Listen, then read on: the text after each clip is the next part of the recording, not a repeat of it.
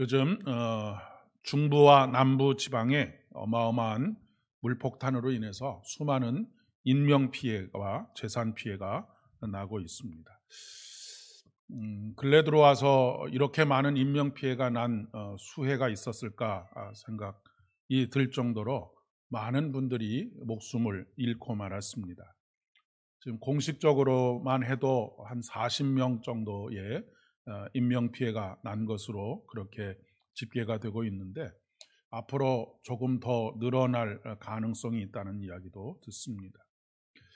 물론 우리나라만 그런 것은 아닙니다. 지금 북한에서도 몇백 명 정도가 수해로 인해서 죽었다라고 하는 보도가 있는데 그것조차도 축소돼서 아마도 보도가 되었을 것이다라고 그렇게 이야기하고 있습니다.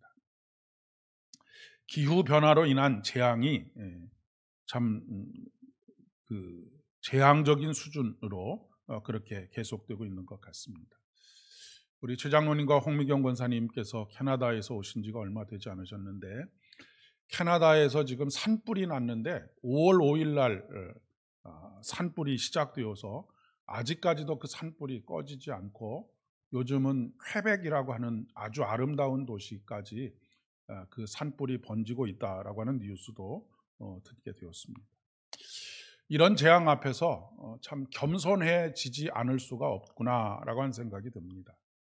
인간의 문명이 아무리 발달을 하고 또 우리가 첨단 과학의 시대를 살고 있다고 하지만 이런 자연적인 재해 앞에 정말로 무기력한 인간의 모습, 그 모습, 손 한 번 쓸 수 없는 그런 상황이 우리가 직면하게 되는 그런 인생의 문제들이구나라고 생각이 듭니다. 아무쪼록 재난을 당한 모든 분들이 그 마음의 상처가 하루속히 회복이 되어지고 일상적인 삶으로 복귀할 수 있도록 여러분들 많이 기도해 주시면 고맙겠습니다.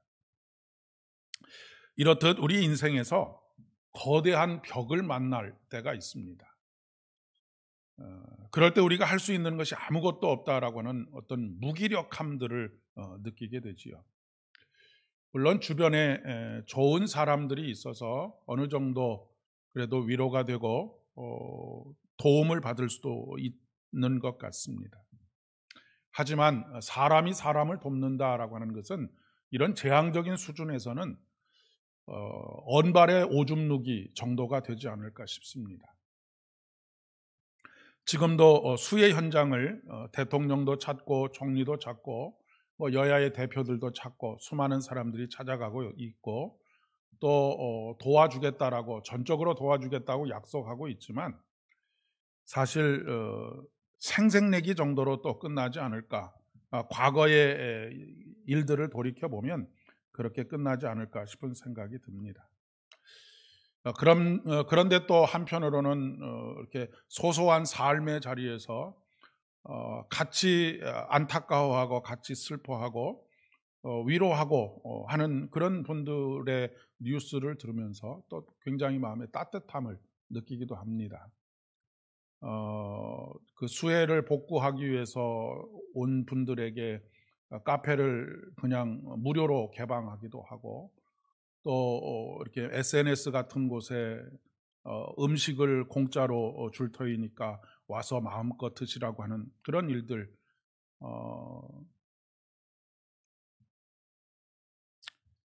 그런 일들이 이런 큰 상처 속에 있는 우리들에게 아주 자그마한 위로가 되고 있는 그런 상황입니다.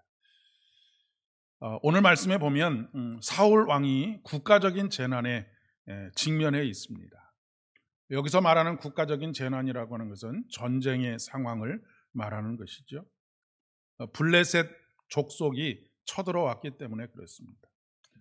이 블레셋 족속은 가나안 7족속 중에서 가장 강력한 족속이었습니다. 그리고 이스라엘의 역사에서 블레셋 족속은 처음부터 끝까지 이 이스라엘을 힘들고 어렵게 만들었던 그런 족속이기도 합니다.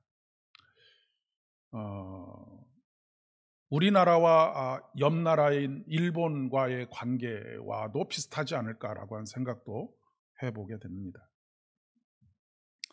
이 블레셋이 주로 어느 때 침략을 해왔느냐면 거의 매년 추수할 때 정도 되면 군사를 끌고 와서 한 해의 거둬들일 소출들을 다 빼앗아가는 그런 만행을 계속해서 저질렀습니다.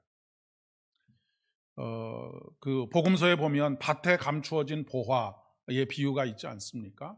이런 그 비유가 나오게 되는 이유가 바로 이 전쟁의 상황과 아주 밀접한 관계를 가지고 있습니다.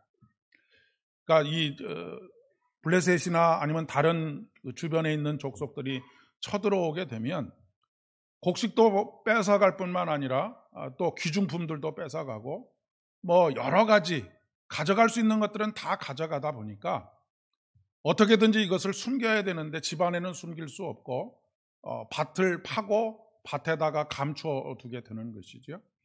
그런데 남자가 전쟁터에 나갔다든지 아니면 그 가족이 전쟁 상황에서 몰살을 당했다든지 하게 되면 그 밭에 무엇이 감춰져 있는지를 전혀 알 수 없게 되는 그런 상황들이 되고 마는 것입니다. 그런 상황에서 누군가가 그 밭을 이제 갈게 되고 거기다 농사를 짓고 하게 될 때에 밭에 감추어졌던 여러 가지 소중한 것들을 발견하게 되는 그런 일들이 실질적으로 있었던 것이죠. 이 블레셋은 과거에 사울이 왕으로 기름받음을 받은 직후에 승리했던 암몬 자손하고는 비교할 수 없이 강한 민족이었습니다.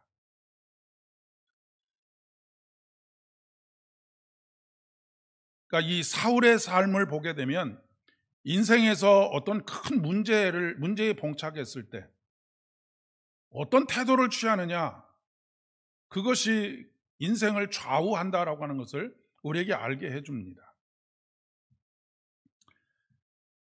이 사울 왕이 몰락의 길을 걸어가게 된 이유가 바로 이 어마어마한 재난, 바로 전쟁의 상황들 때문에 그렇게 되었습니다.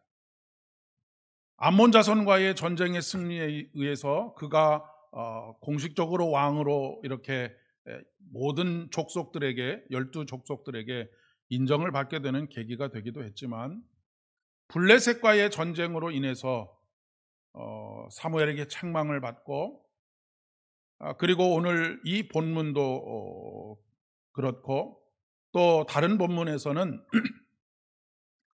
이 블레셋과의 전쟁, 아각과의 전쟁에서 하나님의 명령에 순종하지 않고 물질을 탐하다가 완전히 하나님의 버리심을 받게 되는 그런 사건들. 그러니까 이렇게 인생에서 만나게 되는 큰 문제들을 어떻게 대하느냐, 그것이 누구 앞에서 어떻게 대하느냐 하는 것이 중요하냐면 하나님 앞에서 그 문제를 어떻게 대하고 있느냐라고 하는 것이 굉장히 중요하다라고 하는 그런 이야기입니다.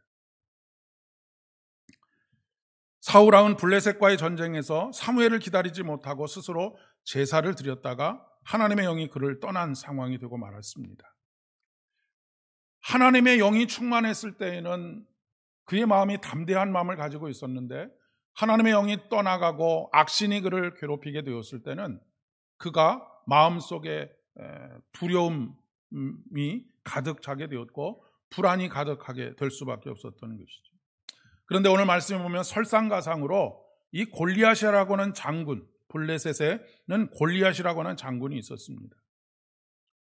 아마 그는 그 땅에 살고 있었던 그 거인족, 네피림이라고 할 수 있는데 거인족 중에 한 사람이었던 것 같습니다. 이 악신에 시달리던 사울은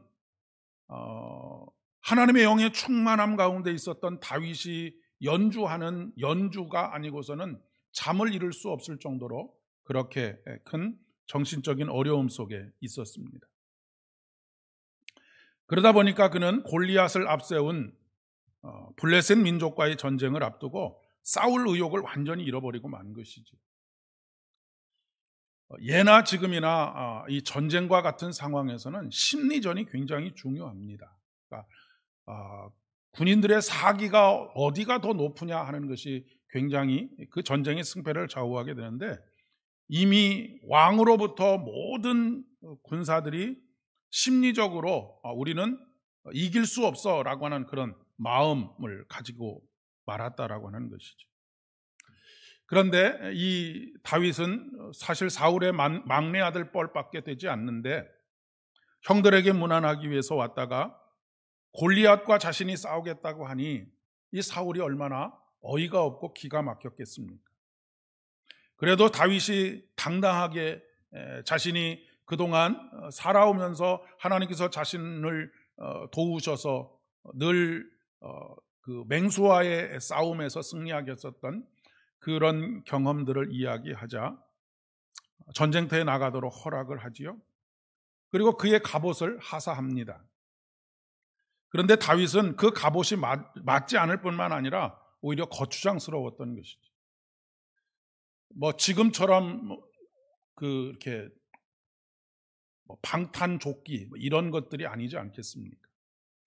어마어마한 무게의 그런 청동으로 된 그런 그 갑옷을 입고 움직인다는 것 자체가 굉장히 어려운 것이죠.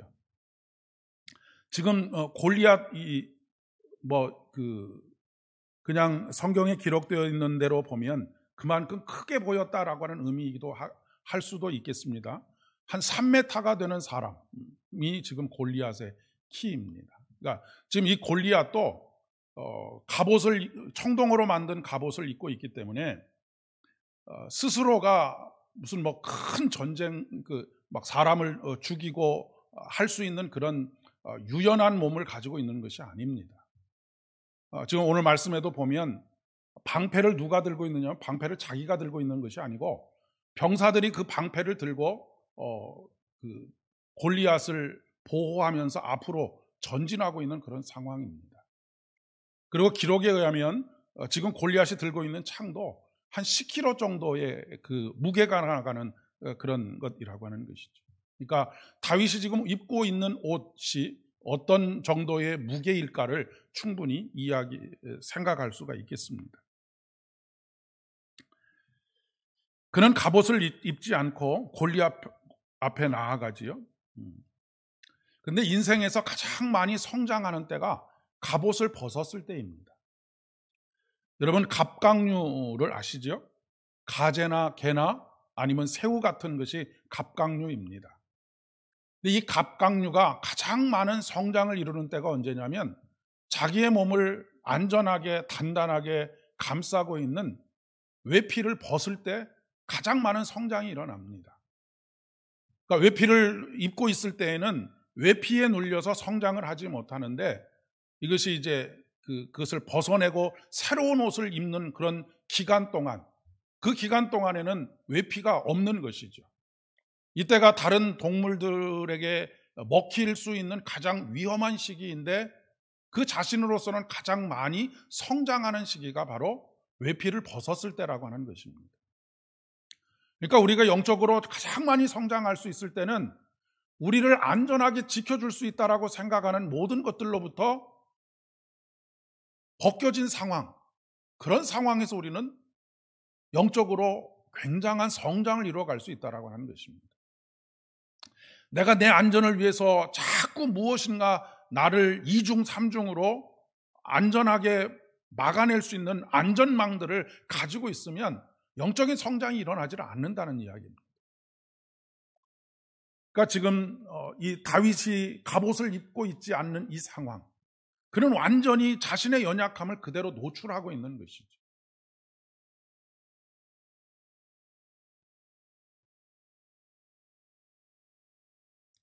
그런데 사실 이렇게 하기가 쉽지 않습니다. 인간의 욕구 중에 가장 기본적인 욕구가 안전에 대한 욕구이기 때문에 그렇습니다. 이 생존 본능이라고 이야기를 하지요. 그런데 다윗에게는 오히려 갑옷이 방해가 됩니다. 다윗은 갑옷이 자기를 지키지 못한다라고 하는 것을 알고 있었습니다. 그것은 그가 양을 지키면서 이미 경험한 일들이었고 이런 믿음은 한순간에 만들어지는 것이 아닙니다. 우리가 소소한 삶에서 작은 승리들을 계속해서 경험하다 보면 하나님에 대한 신뢰가 생깁니다. 그런데 문제는 뭐냐면 우리가 꼭 문제가 있을 때만 나와서 기도를 하거든요. 문제가 없으면 기도를 하지 않습니다. 그럼 문제가 없을 때 기도하지 않으면 하나님에 대한 신뢰가 생기지 않기 때문에 문제가 있을 때에도 하나님을 신뢰하지 못하고 기도한다라고 하는 문제죠.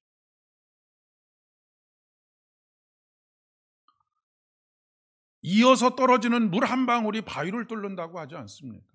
많은 물이 바위를 뚫는 것이 아니고요. 한꺼번에 쏟아붓는 많은 물이 바위를 뚫는 게 아닙니다.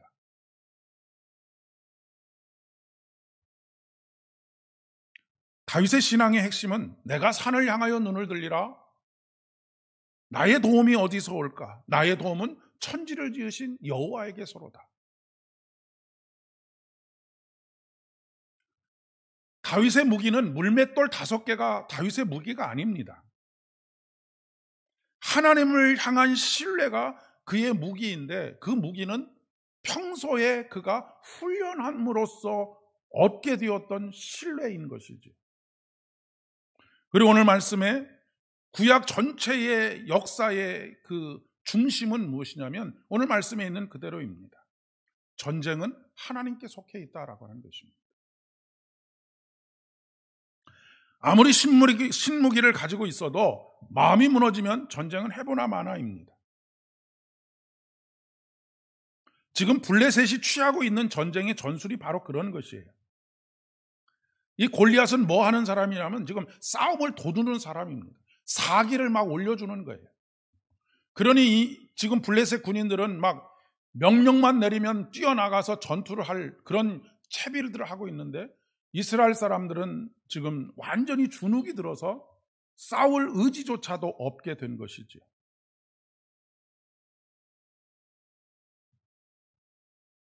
이런 대치 상황이 하루가 가고 이틀이 가고 40일이 지났습니다. 시간이 갈수록 두려움은 증폭될 수밖에 없죠. 아마도 한 사람 한 사람 뒷공무니로 도망가지 않았을까 싶습니다. 왜냐하면 그들은 넘어설 수 없는 벽 앞에 서 있었기 때문에 그렇습니다. 그러니 하나님의 이름이 모욕을 당하고 있는데도 분노하는 사람이 한 사람도 없었던 것입니다. 내가 살아남는 것이 중요하고 나만 아니면 되지. 하나님께서 하나님의 이름이 모욕을 당하는 것은 그렇게 중요하지 않았던 것입니다. 오늘날도 교회를 향한 세상의 조롱이 도를 넘어섰습니다. 우리는 늘 우리 주변에 예수를 믿는 사람들이 거의 대부분이기 때문에 얼마나 많은 정말로 이 귀를 씻어내고 싶을 정도의 말들이 오고 가는지 잘 모를 것입니다. 그러나 이런 일들에 대해서 거룩한 분노를 가지고 다윗처럼 싸움에 나서는 사람들이 그렇게 많지 않고 누군가가 하겠지라고 생각하는 것입니다. 예수님께서 성전을 정화하실 때 그때 예수님께서 거룩한 분노로 분노하시는 하나님의 이름이 더럽혀지고 있다라고 하는 것에 분노하신 것입니다.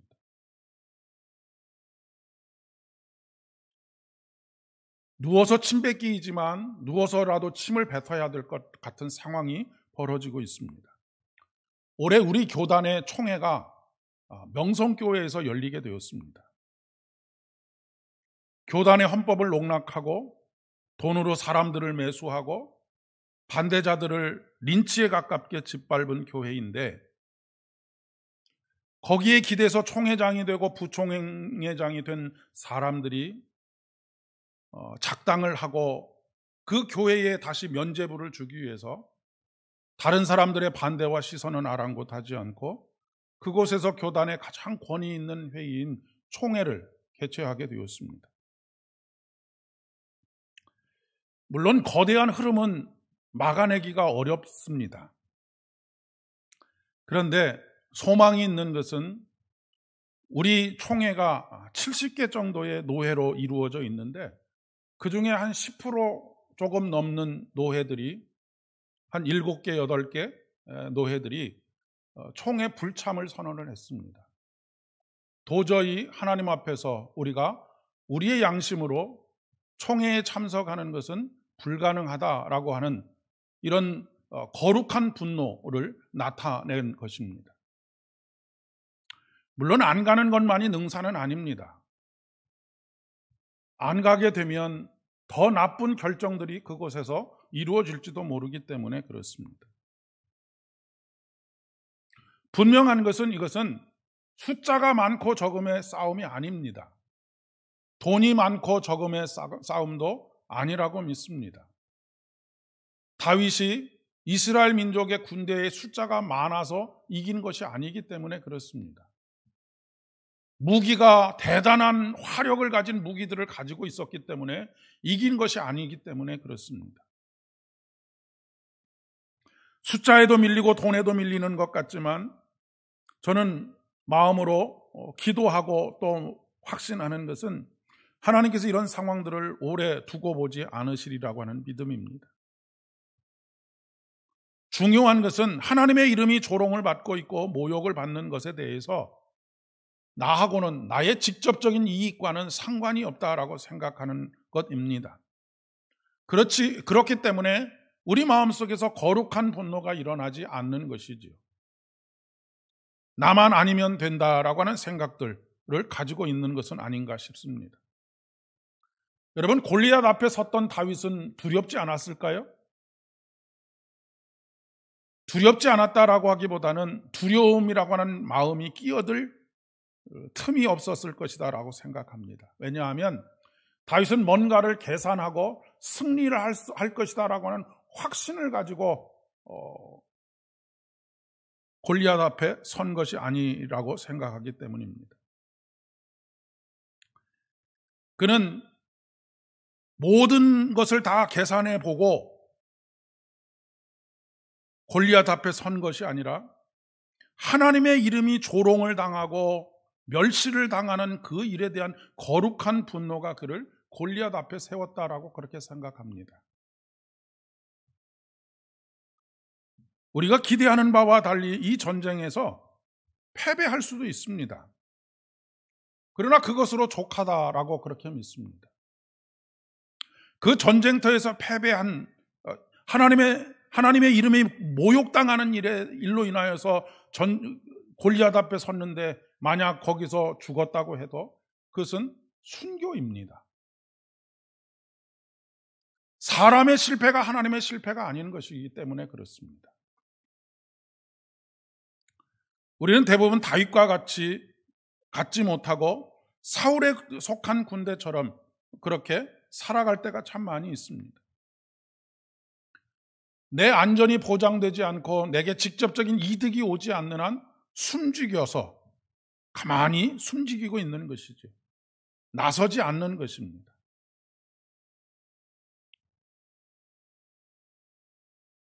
옛날에 어른들이 어디 가서 나서지 말라고 그런 교육들을 계속 받아왔기 때문은 아닌지 모르겠습니다. 요즘 교회들도 마찬가지 아닙니까? 대부분 다 숨죽이고 있습니다. 그냥 나서서 무엇인가 하나님의 나라를 도모하고 수고와 헌신으로 하나님을 위하여서 살아가기보다는 그저 내게 어떤 유익이 있으면 나서고 그렇지 않으면 가만히 숨죽이고 있는 그런 일들이 지금 우리의 모습이 아닐까 싶습니다. 그러나 우리가 연약할 때 하나님은 우리의 갑옷이 되어주십니다. 우리의 방패가 되어주시고 우리의 요새가 되시며 우리의 피할 바위가 되어주십니다. 로마서 5장 6절과 8절의 말씀에 보면 우리가 아직 연약할 때에 기약대로 그리스도께서 경건하지 않은 자를 위하여 죽으셨도다.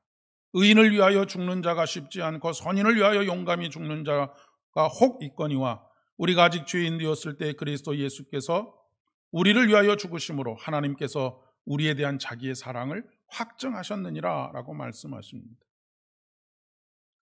우리가 아직 연약한 가운데 있을 때 다윗이 자기를 안전하게 지켜줄 수 있는 갑옷을 벗어던진 가장 연약한 상황 속에 있을 때 하나님께서 우리를 위하여 대신 죽으시고 그 은혜 안에서 우리에 대한 자기의 사랑을 확증하셨다라고 말씀하십니다.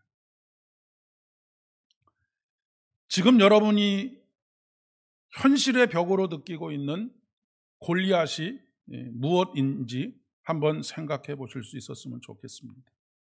무기력한 삶, 아니면 꿈이 없는 인생, 질병, 가난, 실패, 이런 것들이 아닐까 싶습니다.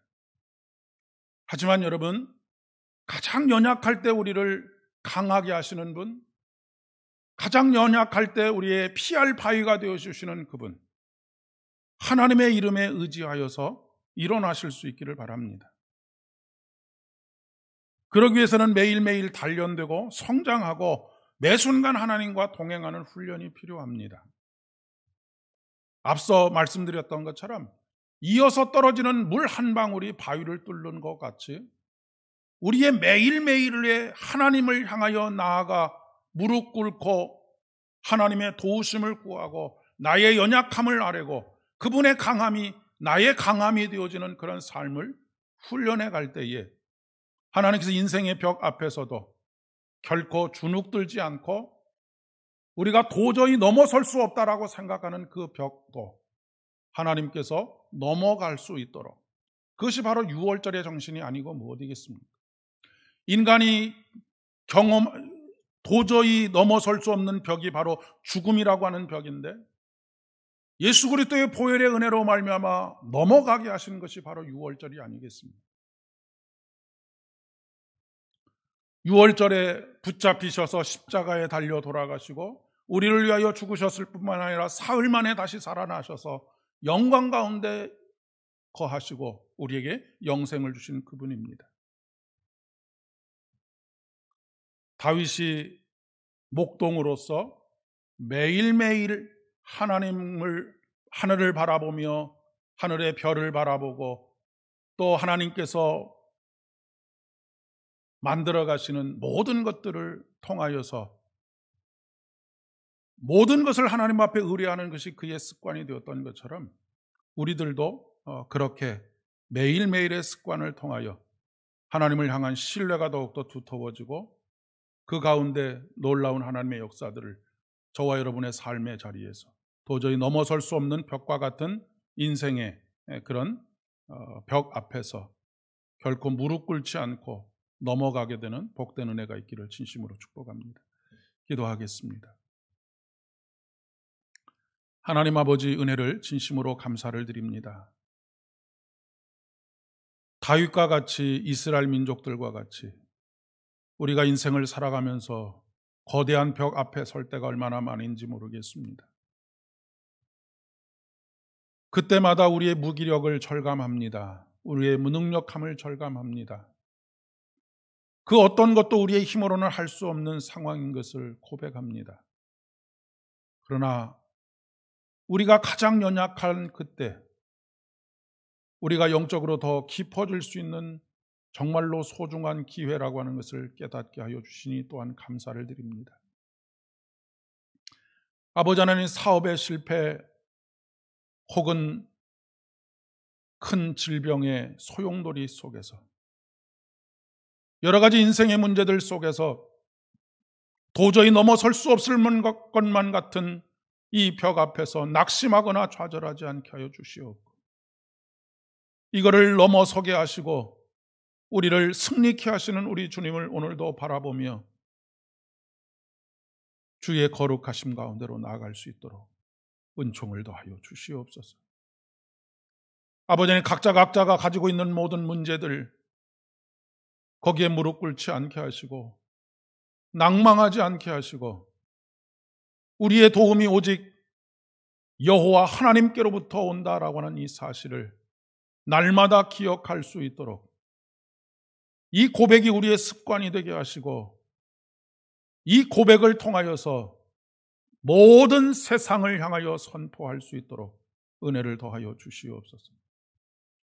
이제는 우리 주님 예수 그리스도의 은혜와 아버지 하나님의 극진하신 사랑하심과 성령 하나님의 위로하심과 교통하심이 살아가는 모든 지체들의 머리 위에와 가정과 일터와 사업장들 위에 그리고 인생에서 만난 모든 문제들 위에 또한 수해로 인하여서 큰 아픔과 고통과 슬픔 가운데 있는 심령들 머리 위에 이제로부터 영원까지 함께 하옵시기를 간절히 축원하옵나이다. 아멘.